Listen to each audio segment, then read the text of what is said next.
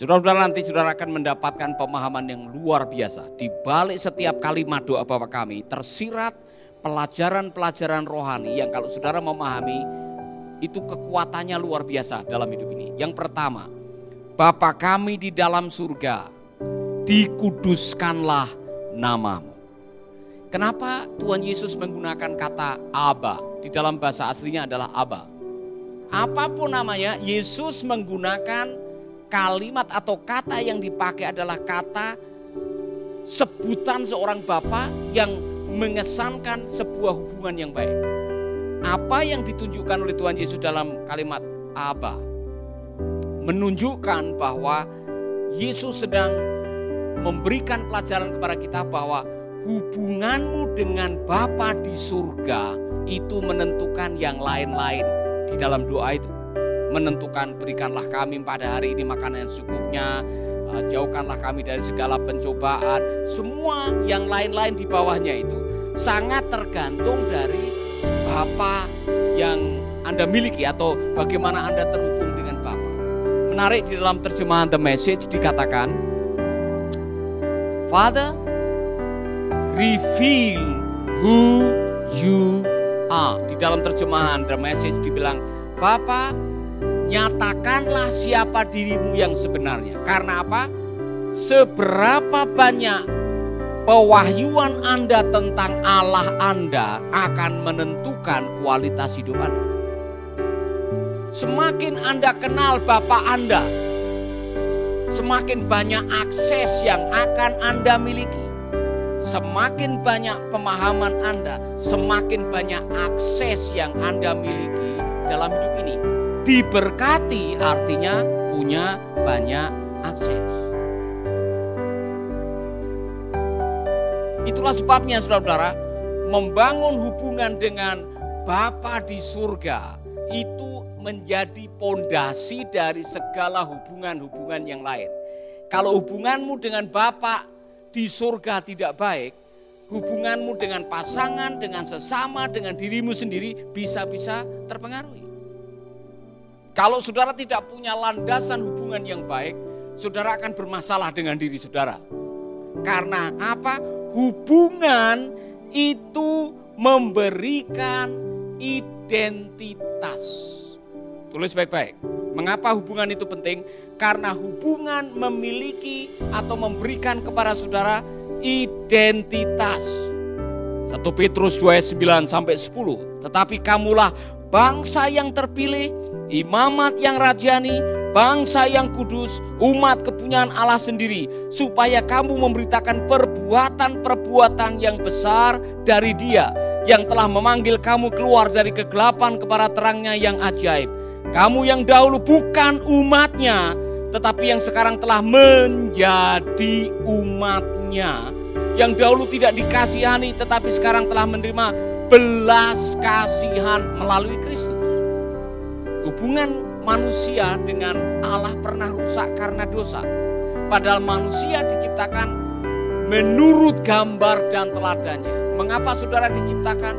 Saudara diciptakan sebagai objek kasih Allah. Karena Allah adalah kasih dan kasih menuntut objek. Maka saudara diciptakan beda dengan makhluk-makhluk yang lain.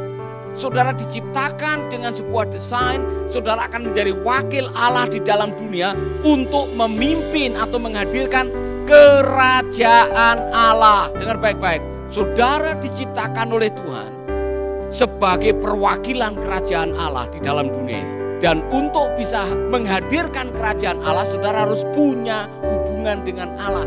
Maka jangan kaget, saudara akan ketemu dengan sebuah kalimat, carilah dahulu kerajaan Allah dan kebenarannya, maka yang lain-lain itu akan diberikan kepadamu.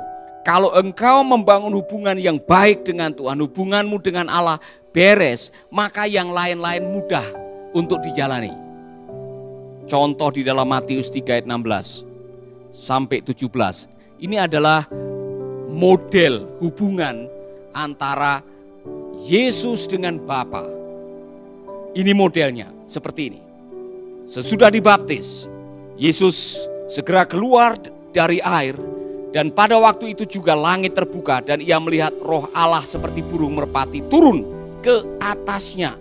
Lalu terdengarlah suara dari surga yang mengatakan, inilah anakku yang kukasihi, kepadanyalah aku berkenan. Inilah anakku yang kukasihi. Ini kalimat yang keluar dari Bapa untuk anaknya. Karena apa?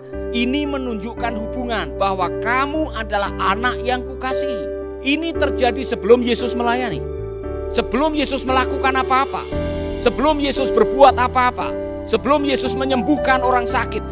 Sudah ada sebuah kalimat, inilah anakku yang kukasihi, kepadanya aku berkenan. Allah berkenan dengan kehidupan Yesus bukan karena pelayanan, bukan karena pekerjaan, bukan karena perbuatan, tetapi karena memang sudah statusnya seperti itu.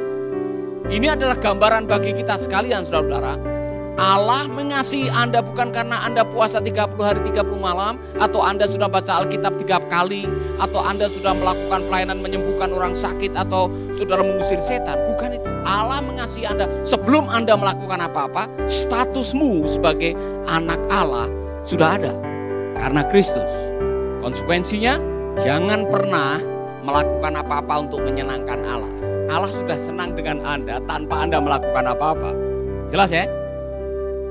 Sebab kalau ini tidak Anda pahami, nanti saudara punya salah konsep. Salah konsepnya apa? Wow, kita harus menyenangkan hati Tuhan. Dengan apa? Kita harus semakin banyak kita sibuk di dalam gereja, Tuhan semakin senang.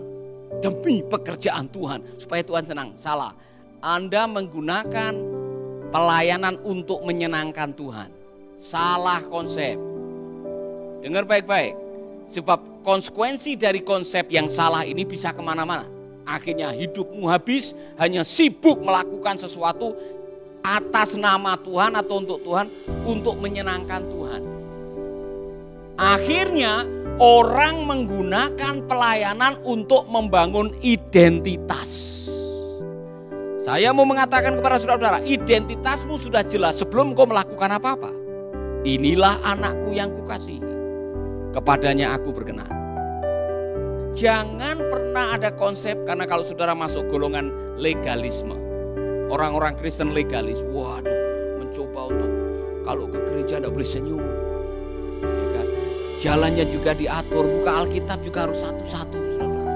Pelan, sebab ini di gereja menyenangkan Tuhan, nanti Tuhan marah sama kita. Waspadai itu, saudara. Mengapa ini penting? Karena ketika identitas Anda sudah jelas melalui Kristus, kita menjadi anak-anaknya, umat kepunyaan Allah, bangsa yang kudus, imam matrajari. Identitas saudara menentukan sepak terjang hidup saudara. Ketika Anda memahami siapa ayah Anda dan siapa Anda dalam hubungannya dengan ayah Anda tidak perlu takut menghadapi tantangan. Dengar baik-baik, selesai dibaptis, Yesus dicobai. Dan hampir semua pencobaan dimulai dengan kalimat, jika engkau anak Allah. Yang dipertanyakan apanya? Statusnya dia, identitasnya dia. Jadi orang yang punya identitas yang jelas siapa dia di dalam Tuhan, Anda tidak perlu takut dengan pencobaan. Karena ketika Anda tahu status Anda tidak akan pernah bisa dijatuhkan dengan harta, dengan tahta, dengan permata, dengan yang lain-lain, saudara-saudara. Karena apa? Saya tidak akan pernah menggunakan harta untuk mendongkrak identitas saya. Saya sudah berharga di mata Tuhan karena saya adalah anak Tuhan. Saya punya kuasa karena saya bersama dengan Bapa saya yang mengatakan aku menyertai kamu sampai kesudahan zaman. Saya tidak perlu harus menunjukkan kepada kamu untuk mengubah batu jadi roti. Saya punya kuasa dan tidak perlu harus unjuk kuasa. Saya bisa mengubah segalanya.